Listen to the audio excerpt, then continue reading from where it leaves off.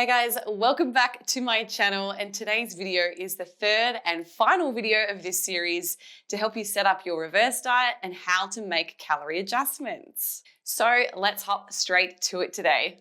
So regardless of what category you fall into, determining your maintenance calories should be the starting point for your reverse diet.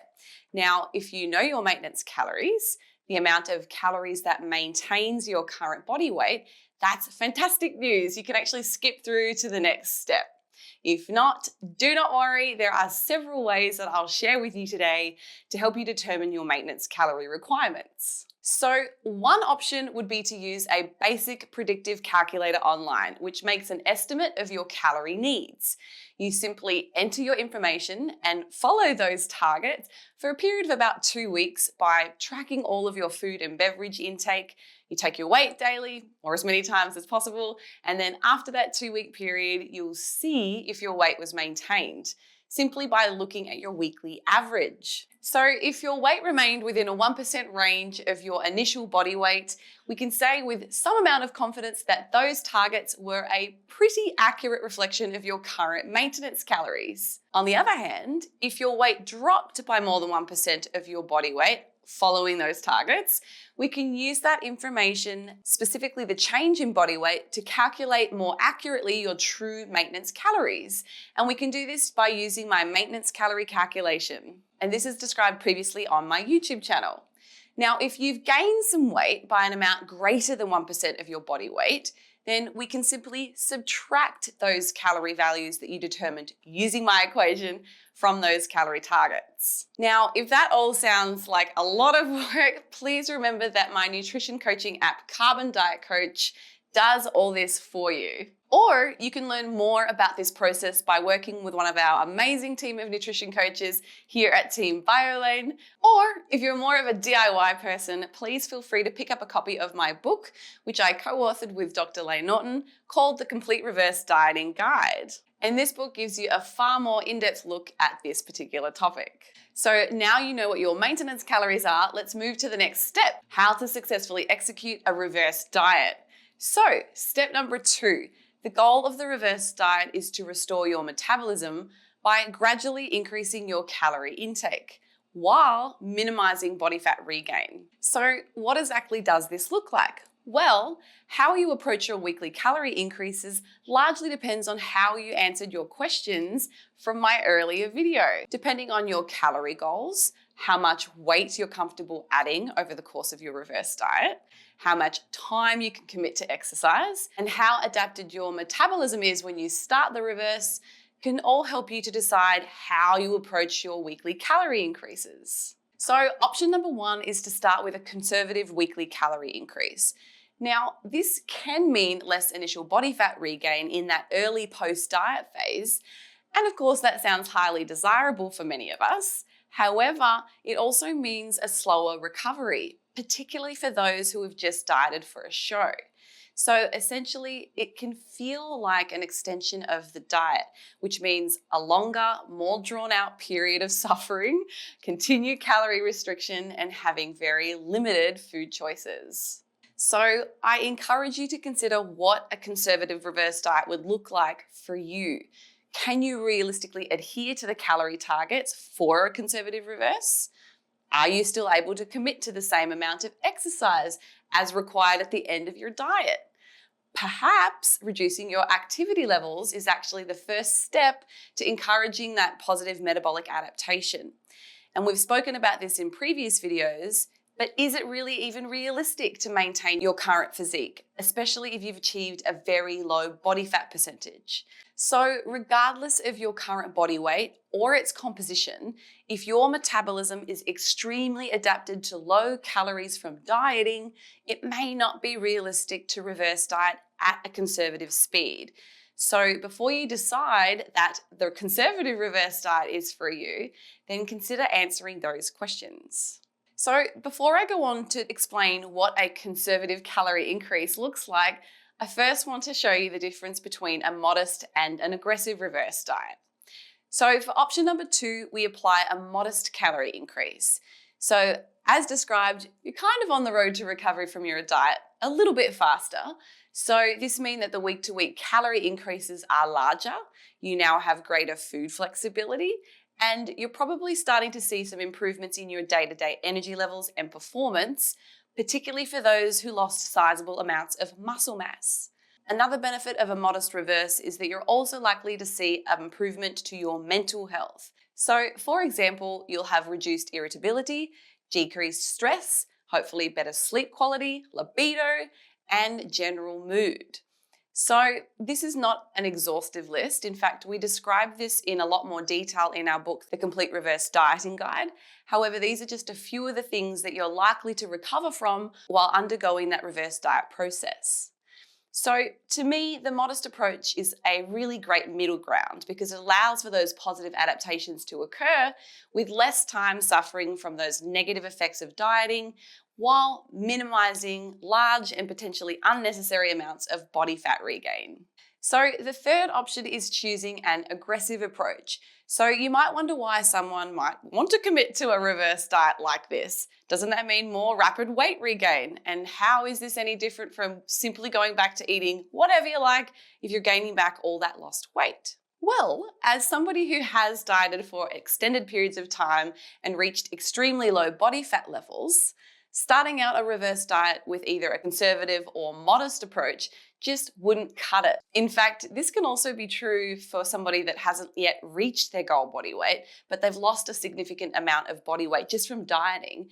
It might not be realistic to start out at that conservative or modest approach. So while an aggressive reverse may possibly mean slightly more body fat regain on the initial few weeks, and just so that you understand why that's the case, it's due to your current metabolism being unable to adapt at a fast enough rate to accommodate the large influx of energy. It might still be a better option than switching the off switch altogether. So for me personally and my current responsibilities in my business and personal life, I'm ready to get back to normal with my brain functioning optimally, so I typically start back my first week or two with a more aggressive approach. In fact, I'll choose an amount of calories that I know I can realistically stick to. Then, after the first couple of weeks, if I'm feeling better and my appetite has subsided, I'll move back to a more conservative approach. Okay, so I'm going to move on to how to add back in those calories. So I'm going to give you some examples here, and to start off, I'm going to throw some numbers at you for how you can do this. So one of the methods we can use is to estimate the caloric value that's likely going to result in 1 gram of weight regain. In our books, The Complete Contest Prep Guide and Fat Loss Forever, we actually describe that for every 1 gram of weight lost, we require about a 5.9 to 6.2 calorie deficit. And this is for healthy weight individuals. Now, I'm not going to explain this in the level of detail that we describe it in the books, but very briefly, this is because weight loss is always a mixture of fat, water, and lean tissue. It's rarely all body fat. Now, weight regain in the post-diet setting can be a little bit different from person to person, and there are many variables that can contribute to how much of the energy we consume from our diet is being used towards essential daily processes, to building new muscle tissue, or being stored as body fat. Now, part of this comes down to the speed at which the weight is regained, and this can be attributable to your current lean body mass or fat mass, your current activity levels and activity types, as well as your individual metabolism. To keep it simple, we'll use the same calorie value as we describe in our books, which is 5.9 to 6.2 calories for every 1 gram of weight that's regained. Let me give you a practical example, and may I say, get your pens out because there is a little bit of math involved in this. So let's say you want to take an aggressive approach to your reverse and you're comfortable with the idea of adding about 0.5 kilogram per week for the first 4 weeks. So this would amount to 2 kilograms within the first month. To determine the calorie increase you need, we simply multiply 0.5 kilogram by that 5.9 calorie value. And that's because we're assuming that 1 gram of weight regain is equal to the calorie value of 5.9. And then we divide that by 7, since we're wanting to limit that weight regain to no more than 0.5 of a kilogram over a 7-day period. I like to use that because it's a nice weekly value. So that means we would increase our daily calorie intake by around 421 calories for that initial week. If my maintenance calories were calculated at 1700 calories per day, in the first week of my reverse diet, using this aggressive approach, I would simply add 421 calories to my current maintenance. And that comes out to 2121 calories. So in theory, if you continue to add this amount of calories every week, you might expect to add around half a kilogram per week. And of course, that may vary depending on the person for all the reasons that I've mentioned earlier, but it's a really good starting point. So you can use this math with any value you like. For example, some of you might like to take a more conservative approach and limit that allowable weight regain to maybe 0.2 kilograms per week. And I know that might sound like a fairly minuscule amount of weight, but keep in mind it's going to be relative to the individual. So for argument's sake, let's pretend that the maximum amount of weight that you are comfortable potentially regaining over that 7 days is 0.2. You would plug that in instead, and you would increase your calorie targets by the calculated amount.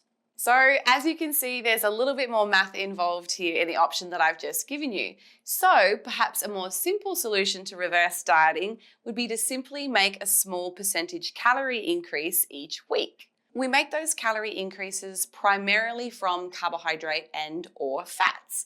In fact, we don't really need to make any adjustments to your protein unless you've added a significant amount of lean body mass. What happens is after 7 days of eating more calories, or even longer, if you'd like to give yourself adequate time to rule out any of those skewed weigh-ins that might have occurred just due to day-to-day weight fluctuations, you would then check to see how your weight has responded and then decide if you want to continue increasing. For example, for a conservative increase, you could start by adding 3% more calories from your current calorie target each week. So using the same example from before, with the person whose maintenance calories were at about 1700, you would simply increase your daily targets by 51 calories for that week, and that's a 3% increase. Now, for a modest increase, you could try adding 7% more calories from your current calorie targets, and that amounts to 117 calories. A more aggressive calorie increase might look like adding, say, 10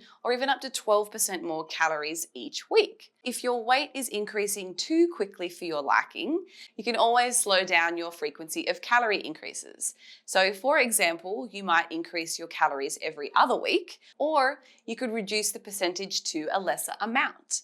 Either of those options would be perfectly appropriate. In fact, there really is no right or wrong way to do this. It truly depends on the individual and their goals for their reverse. So my parting thoughts on how to go about adding calories for a reverse diet are this. Any approach that provides a gradual and controlled reintroduction of calories is likely going to lead to better outcomes compared to an all-in YOLO approach, because this minimizes potentially unnecessary amounts of body fat regain by encouraging slow yet positive metabolic adaptations. So guys, thank you so much for watching today's video. I hope that this was helpful and it's given you some practical tools to kind of use if you're wanting to set up your own reverse diet. Now, I know that there was a lot of math involved here, but keep in mind we do have our Carbon Diet Coaching app, which actually does this for you. There is a reverse diet setting that can coach you through this process. So if you'd like to get your hands on a subscription to Carbon Diet Coach, take a look at the description. All the links have been provided for you. Until next time, I'll see you then.